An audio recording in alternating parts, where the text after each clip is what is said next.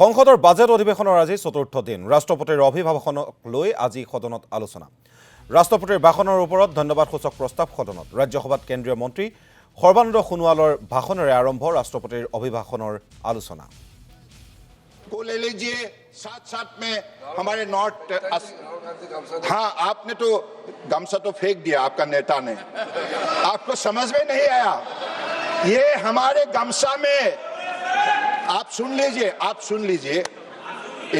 इतिहास को स्मरण कीजिए जब महात्मा जी असम गए थे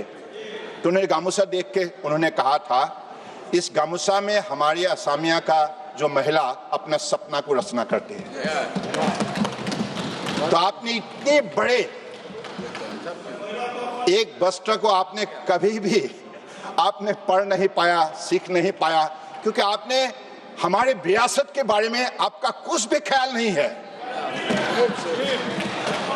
आदरणीय प्रधानमंत्री जी ने कहा है विकास भी विरासत भी। अपने इतिहास को भूलना नहीं चाहिए, अपने पुरखों को भूलना नहीं चाहिए जिन्होंने आज से हजारों साल पहले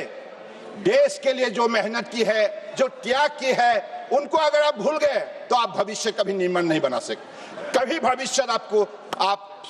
बढ़िया से नहीं सजा सकते। तो इसलिए आज जो भी परम आदरणीय प्रधानमंत्री ने कदम उठाए हैं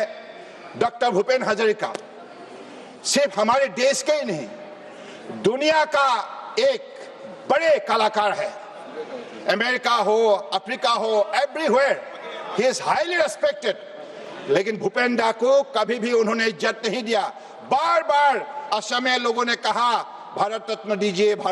दीजिए लेकिन कांग्रेस ने सुना नहीं। परम आदरणीय प्रधानमंत्री नरेंद्र मोदी जी ने आप बिना बोले उन्होंने खुद ने कहा भूपेन दा को भारत रत्न देना चाहिए। यही है बीजेपी सरकार की सद्भावना और इज्जत देश के लिए। असम हो या नॉर्थ ईस्ट हो देश का अभिन्न अंग है और भारत को दुनिया में मजबूत बनाने के लिए भारत का सुरक्षा के लिए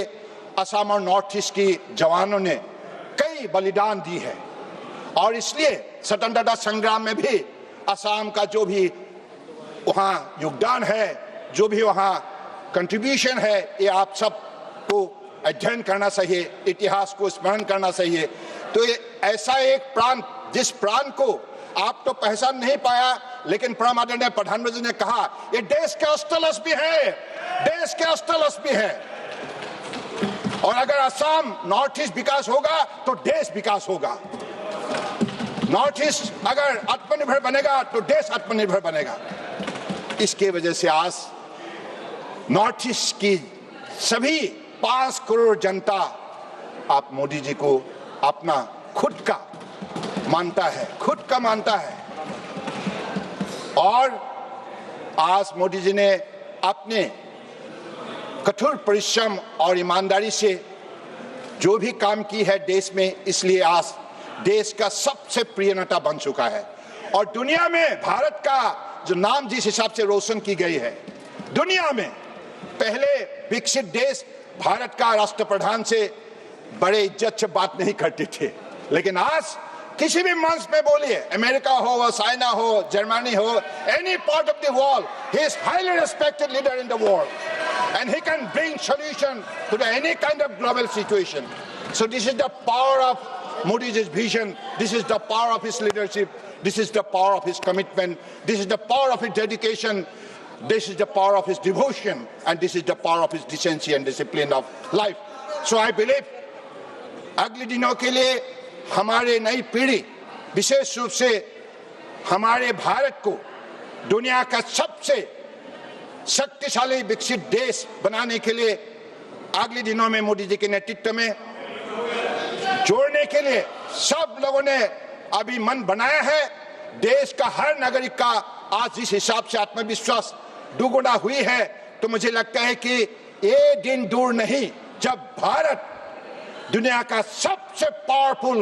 विकसित राष्ट्र बनेगा और आत्मनिर्भर बनेगा। आप देख लीजिए शिपिंग सेक्टर में पहले क्या होते थे, शिपिंग सेक्टर में अपना जहाज ना होने के वजह से हम विदेश का जहाज लाना पड़ता था और हर साल 6 लाख करोड़ हमको पैसा उनको देना पड़ता था। इससे आप अनुमान लगा लीजिए कि देश की इतने बड़े हमारे रकम हम जब विदेशी कंपनी को देते हैं तो देश का कितना नुकसान होता है। इन बातों को परम आदरणीय प्रधानमंत्री जी ने गंभीर रूप से उपलब्धि किया और आज शिप बिल्डिंग में उन्होंने स्पष्ट किया है कि देश में जहाज बनेगा, हम दुनिया को बिकेंगे, हम खरीदेंगे नहीं।